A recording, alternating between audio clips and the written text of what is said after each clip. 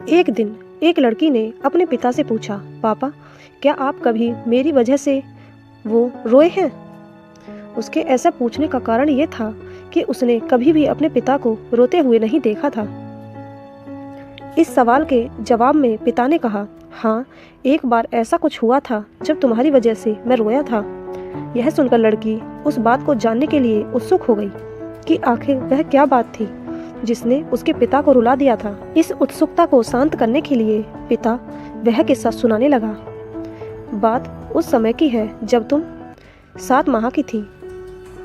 एक दिन मैंने तुम्हारे सामने 3 चीज रखी, एक पेन, एक सिक्का और एक खिलौना। मैं ये जानना चाहता था कि तुम उन चीज़ों में से क्या उठाओगी। उनमें पेन बुद्धिमत्ता का प्रतीक था, सिक्का धन का और खिलौना मनोरंजन का प्रतीक था। मैं ये सब बस एक जिज्ञासा के कारण कर रहा था। मेरे लिए यह जानना बहुत रोचक था कि मेरी बेटी के लिए आगे जाकर क्या सबसे अधिक मायने रखेगा। मैं तुम्हारे सामने बैठकर बेसब्री से तुम्हारे अगले कदम का इंतजार कर रहा था।